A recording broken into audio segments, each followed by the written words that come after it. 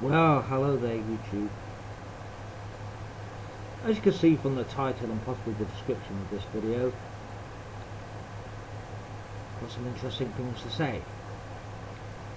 Now, YouTube doesn't seem to want to allow me to do this as a live stream, so I've had to upload it as a video instead. I attempted to do this as a live stream, but YouTube suddenly decided to say that live streaming wasn't available.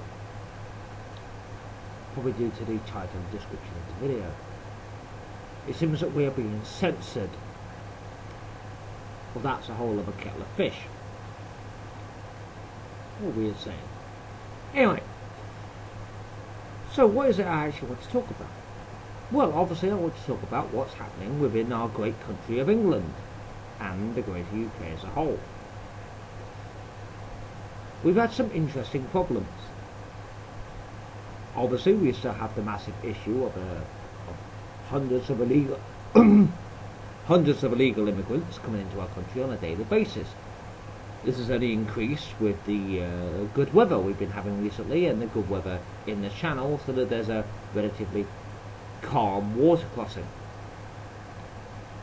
The government has decided that instead of stopping the boats, which is what quite a lot of people would simply want them to do, what they want to do is smash the gangs. They want to concentrate on the gangs of people that are allowing, or rather extorting, these people in order for them to come to the UK, rather than actually stopping the actual problem, which is the boats themselves. Because it doesn't matter whether you take out the gangs or not, there will always be more to fill in the gaps. It's the same when you try to tackle drug gangs. I mean, look at the way Mexico deal with like the drug cartels in Mexico. They take one down and another few pop up. Because as long as there is demand for something, there will always be someone who's willing to supply it. So going for the gangs is pointless. Someone said recently on a YouTube video, if we just turn the next 3 boats around and send them back, that will send the message that we want to be sent. Don't come here. You're perfectly safe where you are in France, so you don't need to come here. You're perfectly safe in France, you're perfectly safe in Germany, you're perfectly safe in Austria, you're perfectly safe in every country you walk through in order to get on the boat to come to England.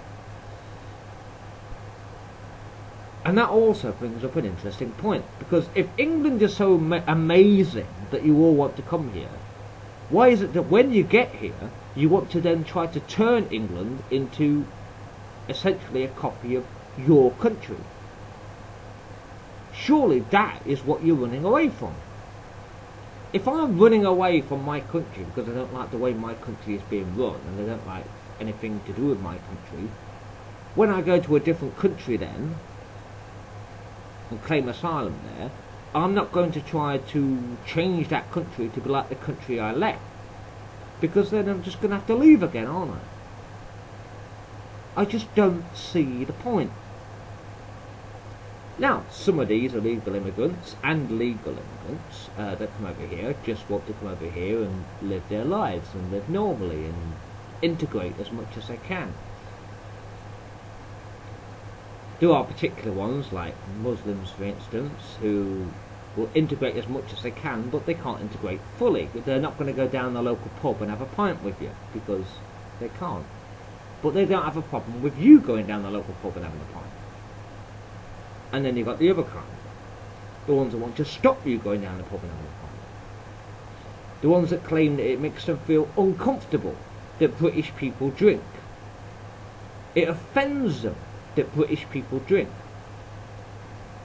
And they want us to stop drinking because of how they feel. And I can see this happening because our government and our police force seems to want to support this. There are many videos online of the police actively supporting or simply running away from any problem caused by these people. We all know what happened at the Leeds riot. And we all know what's happened with the whole Manchester airport thing. When the Manchester airport incident happened, the police, the very short clip of the airport police officer, armed airport police officer, kicking the guy in the side of the head was national news.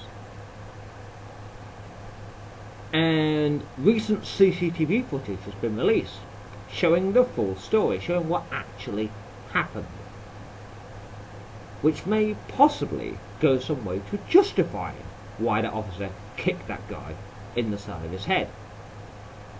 Well, I don't see the BBC or Sky News or anything showing that footage. I've heard no indication that they're showing that footage, because they don't care. Because they want to push the narrative that foreign people in this country are always being victimised by the great British public, you and me, by the police force, and so on and so forth. I've seen the CCTV footage of the Manchester airport incident, and I feel, after watching that footage, and it is horrible footage. If you haven't seen it, it's probably out there on YouTube in several places. You can probably find it. I feel that after watching that footage, that officer was basically justified in what he did. Because, as several people have said, armed police in this country, I don't know about other countries, but armed police in this country are not allowed to use their hands in order to detain someone, because they have to A, keep one hand near their gun at all times in case they need it, and B, make sure that no one, while their hands are busy, takes their gun away from them to be used against them or anyone else. So they have to use their heads, their feet, their knees, anything else they have. And after watching the footage from the CCTV of that Manchester airport incident, I believe that those police officers showed, especially the one that kicked the guy, showed an unbelievable amount of restraint. Because really, when you think about it, these are armed police stationed at an airport. Now you just think about that for a second. These are armed police stationed at an airport. They are there to deal with any kind of incident, and they are meant, especially if it's necessary, but even when it's not, they are meant to use lethal force. That's why they have a gun strapped to their hip. Now, if this incident that happened at Manchester had happened somewhere like America, those people wouldn't be alive to be trying to sue the police and all that sort of stuff, because the officers would have shot them on the spot. And that is what our officers, our armed officers at the airport, should have done. But they didn't, because they wanted to contain the situation and arrest the perpetrators rather than simply killing them.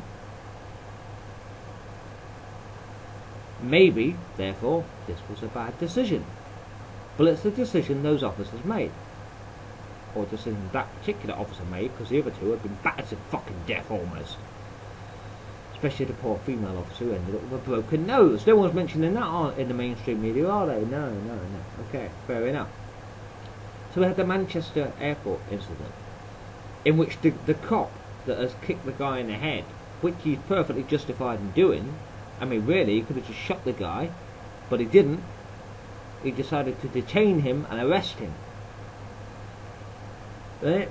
So we had that incident in which the cop has been absolutely vilified by the news and by the mainstream media, and he's been suspended, and it's pending an investigation.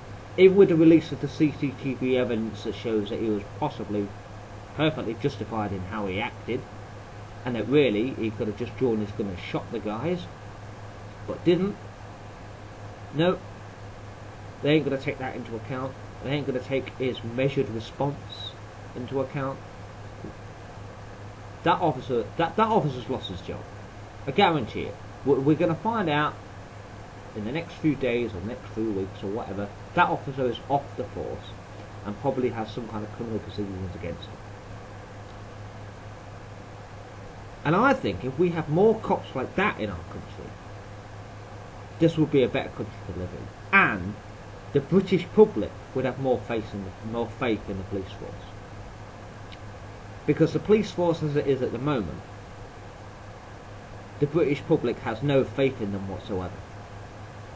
And of course there's been more recent incidents. There was the Leeds riot.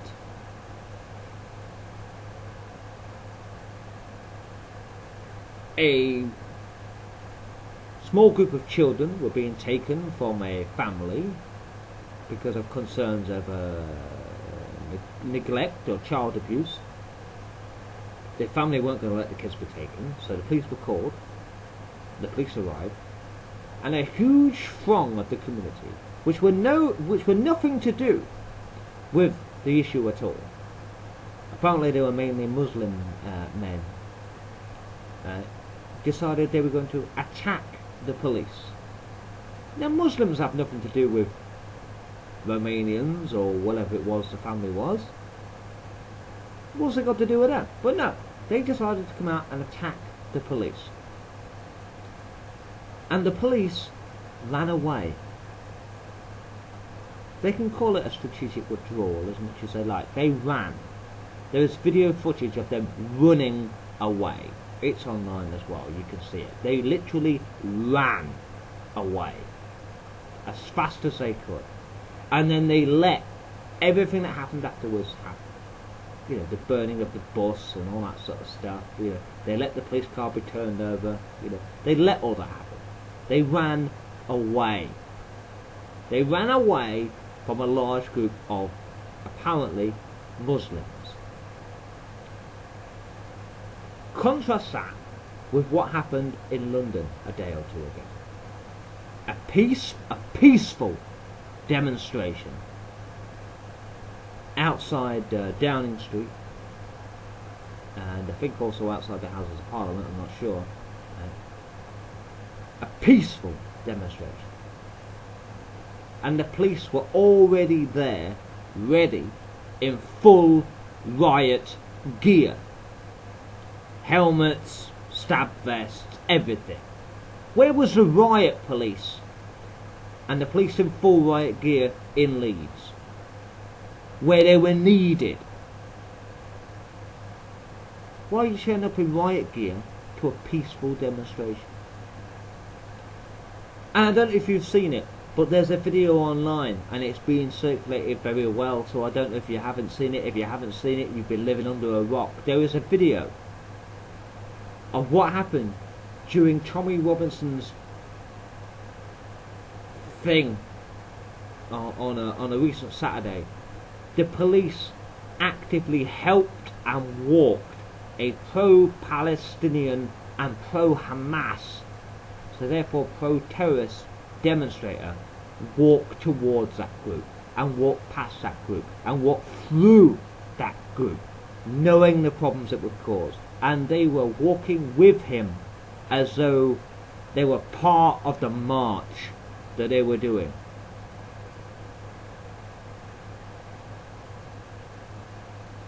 This is the police force in this country. Now there are some people out there on YouTube, like people like Paul Thorpe, I'll mention Paul Thorpe, who say that they don't condone attacks on the police. And I would usually agree with that. But when the police is actively acting against the public that they are meant to be protecting, well then I say attack them all you want. Because if they don't want to protect you, which they are sworn to do, which is why they became police officers, then they are not police. They are thugs. They call you thugs, they call me a thug. They call everyone that was at that demonstration on Saturday a thug. They call everyone that was outside Downing Street a thug. They even said that was the EDL. Oh no, that was Southport. We'll come to that in a minute. Said that was the EDL. The EDL hasn't existed for nearly a decade. But yeah, that was the EDL apparently. No, it wasn't.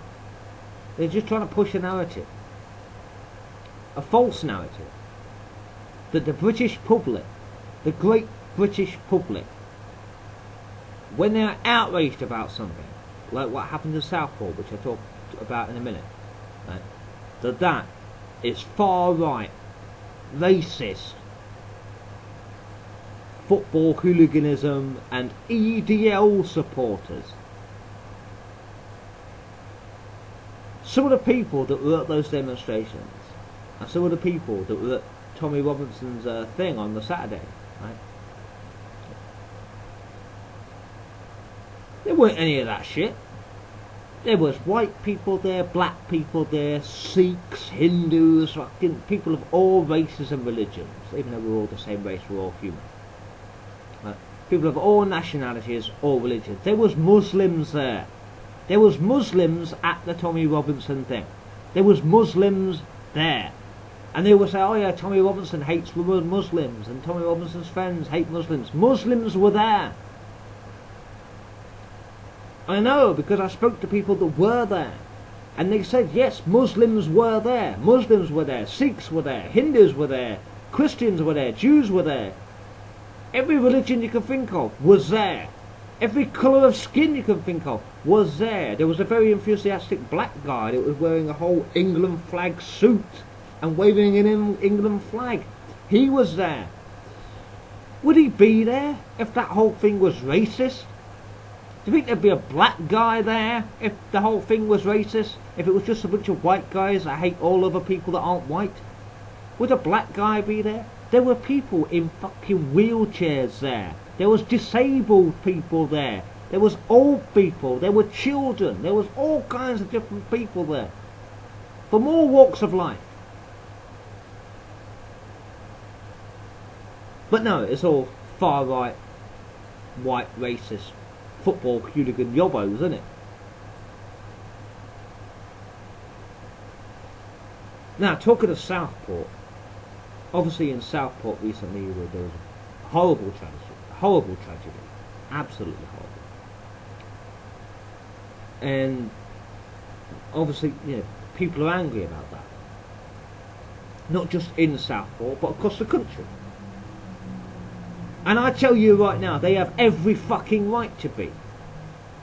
It's bad enough when people are going around killing adults and stabbing adults and shooting adults and whatever, right? Sexually assaulting adults, right? But when you're doing things to kids, then the British public has a problem with that. Especially little kids. The youngest one of those who have died so far in Southport was 6 years old. 6! This person went into a place full of little girls and decided to start stabbing them. And one of the ones that's died was 6 years old. Take that in, people. 6! It's bad enough if she was 12, but 6. 6 years old. So of course people are angry about it. And of course people are going to react to it. And there was that lovely vigil in Southport. All those people came out and just stood there like in mourning of what had happened. And I fully support that. I was there in spirit. Because when I heard about this, I'll tell you what, it pissed me off so much. It's one thing to come for us, the adults, but to go for children. Innocent little children. 6 years old! Children. I've got the information here of the ones that have died so far. There was 2 dead on the scene, 6 rushed to hospital in a critical condition, and the 2 adults in hospital in a critical condition. And one of those kids that was in a critical condition has died. We have Alice De Silva Aguiar. I hope I'm pronouncing that correctly. She was 9. 9. We have Elsie Dot Stankham. She was 7. 7! And then we have B.B. King. Which is a great name. Who was 6 years old, and she was stabbed to death. And they won't tell us who did it. They're using the whole, oh, 17, got to protect his identity. If it was fucking me and I was 17, you'd have my name and my picture in the news before you could say boo. If it was any white man that was 17, you'd have their name and their picture in the news before you could say boo. So obviously, this isn't a British white man, is it? It's obviously not a proper British national. But they won't tell us who did it. And that created part of the problem. Because everyone automatically assumes it was a Muslim then. And maybe it was. Maybe that's why they're not telling us. Maybe it wasn't. But why aren't they telling us? Why aren't they telling us who did this? I don't know if you remember in this country many years ago, there was 2 young boys who killed another young boy who was younger than them. And we had their names and their pictures within a day of that attack. And that was the murder of little Jamie Bulger. We had the names and the faces of the ones who had done it. And as much information as they could give us, and they gave us a lot.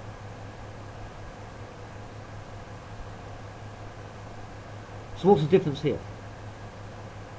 Similar situation. Someone killing the kid. Killing several kids actually, I suppose. So what are you telling us who he is? You told us who Jamie Bulger's killers were. You even showed us pictures. Why are you telling us who did this? It's because you know what kind of person this is. You know who he is, you know what he is, you know where he's from, you know everything. And you know that if you tell us, that could create a problem. But by not telling us, that's creating a bigger problem. Now the riot that happened in Southport recently, it was not long after the vigil for the poor dead girls. It seems the riot happened because a man was seen heading towards the crowd that were only standing there with solidarity for the victims of this horrific attack. A man was seen heading towards them, a foreign man was seen heading towards them, in possession of, it was later revealed, a balaclava and a machete. Obviously he was up to no good, because you don't walk down the street with a fucking machete in your hand unless you want to cause trouble. And you certainly don't take a balaclava unless you want to cause trouble and not be recognised. He was intercepted. But the people found out about this. And that's what caused the problem. And I personally, and I don't know about you, I personally think that what the police should have done was just leave the fucker to the crowd. Don't arrest him, don't detain him, don't put him in a police van. Just leave him to the crowd. Let the crowd have him. I think that would have gone down a lot more better.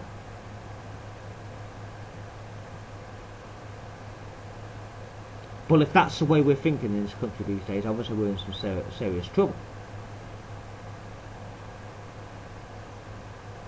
Of course, then you've got the whole riot police turning out to the peaceful demonstration in London. It's a peaceful demonstration. They weren't causing any trouble whatsoever. They were just there to collectively voice their concerns. Riot police at the scene. Before they even arrived at the scene, riot police were there apparently. Where was the riot police in Leeds? I've heard a lot of people online say about this country and the police force, 2-tier policing. And it's correct, it really is. That's what we have in this country. We have 2-tier policing. And we have a 2-tier government, it seems, as well. Because they seem to want to protect a specific type of person in this country, and to hell with everyone else. And the police seem to be the same. And I don't know whether you saw it, whether you're like a fan of Paul Thorpe's YouTube channel, but I once jumped on to one of Paul Thorpe's live streams. I managed to like get your face on the screen in it, you know. It's back there in one of his live streams because they were talking about people losing faith in the police force and how we can get that back. Right?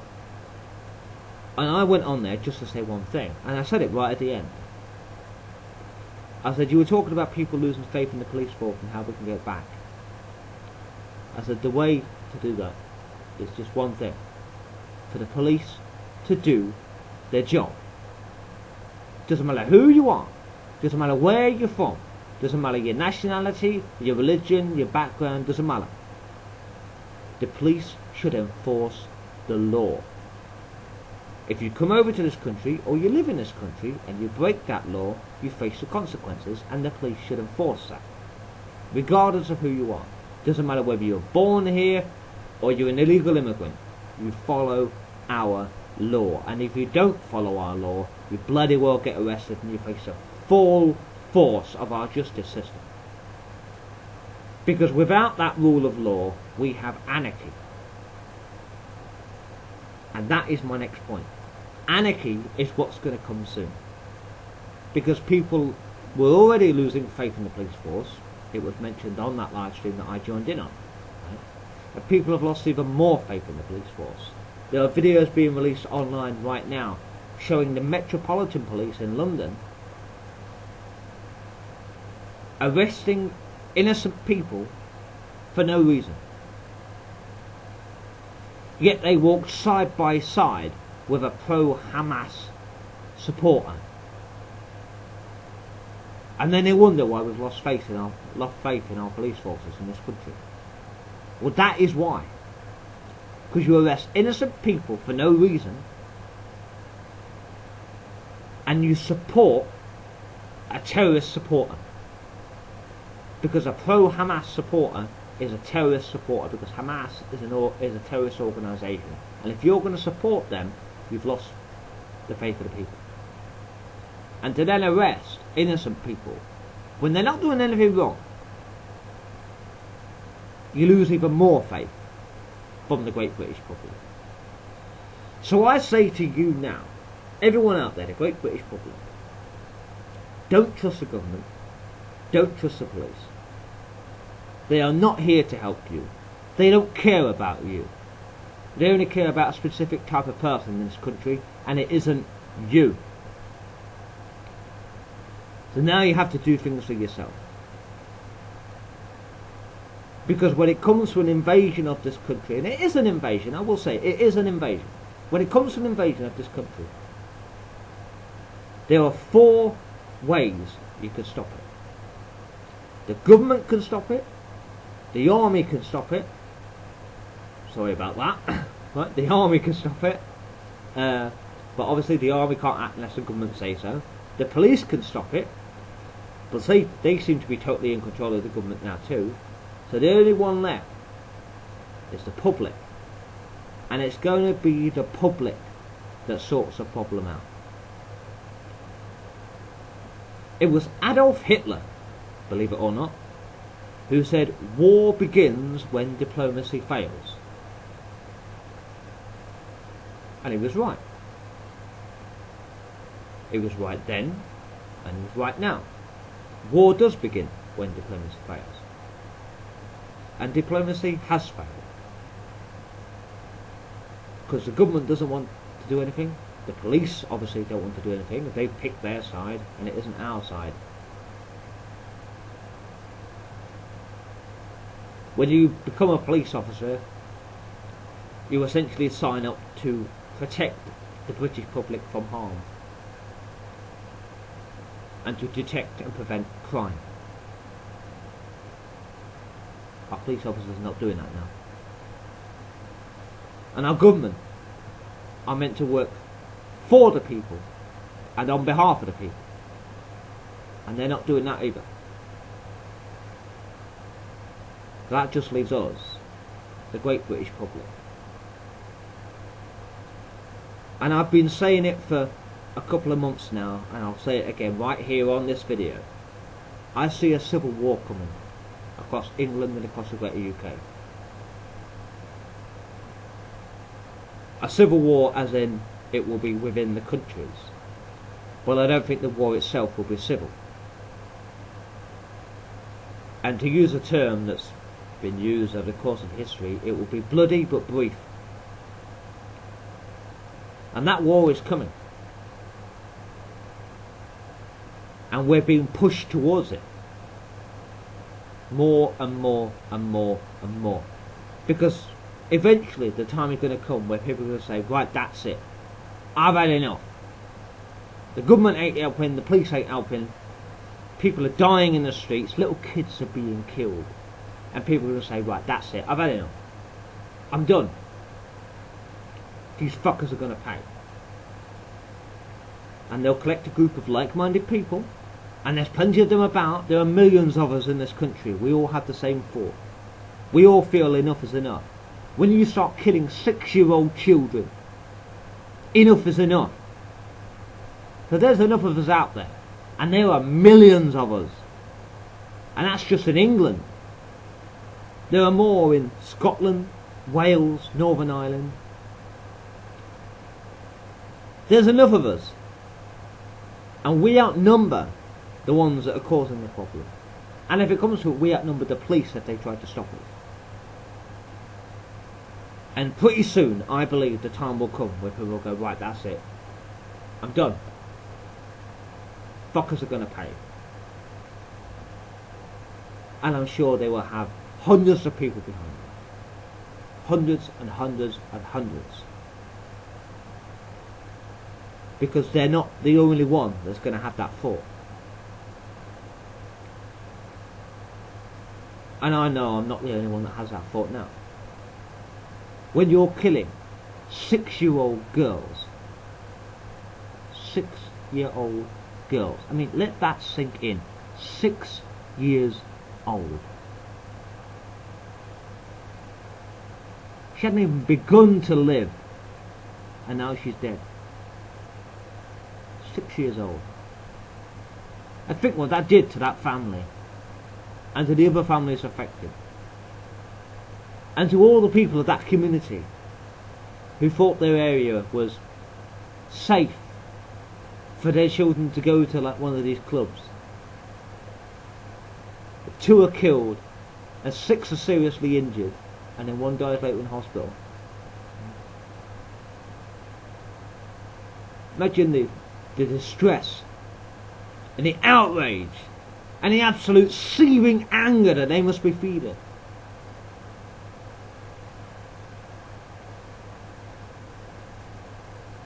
And I tell you what, there's a lot of people around the country. We're with you. We're with it. If any of you are watching, that like, it was one of your daughters who was involved in this, whether it's the ones who died or the ones that are currently in hospital in critical condition, right? And you're angry and you're upset and you hate whoever did it, we're with you. There are hundreds of thousands of us with you, all across the country and all across the UK. And sooner or later, the people just ain't going to take it anymore, and they're going to rise up and they're going to fight back, and they're going to fight whoever gets in our way. Because when they get, you know, when we get to that point, we're going to go for specific people, and anyone who gets in our way and tries to stop us will become a target. And I will be there with them on the front line. Because I'm sick of it too. This is my country. And in my country, you follow our law. And if you ain't going to do that, you have 2 choices. You will leave, or you will die. Those are the 2 choices you have. When you come here, whether you do it legally or illegally, you follow our laws, and you try to live as much as you can the way we live. And if you won't do that, there will soon come a point, as I said, where the people will fight back, and you will be given that choice. You will leave or you will die. Those will be the two choices you have. Make your choice wisely. And for those out there in the police forces that are arresting innocent civilians for nothing, while allowing pro-terrorist people to do what they want to do, shame on you. You're a disgrace to the uniform you wear. You don't have the right to call yourself a police officer, because you are simply a left-wing establishment thug at this point. You've made your choice. You've picked your side. And now you're going to deal with it. And any of you out there, police officers, that are like that, you might as well quit now. Because you are no longer a police officer. And I'll leave you with this final thought. For those of you who have, well done. For those of you who haven't, I would advise you to go and read a great book by a man called George Orwell, called 1984, which was written many, many years ago, and essentially predicted the way we currently live here in England today. Go and read it. And keep looking for these videos online that show you what really happens in this country. The things that the news and that won't tell you. Go online, find them. Go on Twitter, go on YouTube, go on TikTok if it comes to it. Even though I hate TikTok, go on there, it might be on there. Find these videos. Look for them. You might have to search for right-wing stuff if it comes to it, right? Which you might hate, right? But find them. Watch them. See what happens in these videos. And then you make up your own mind. And then maybe, just maybe, you'll agree with me. And you'll agree with many other people in this country who have had enough. And if the police won't act, and the government won't act, it will be down to us. And I think we're ready. I think. I don't think it's going to take much more. 6 years old. And I'll leave you with that.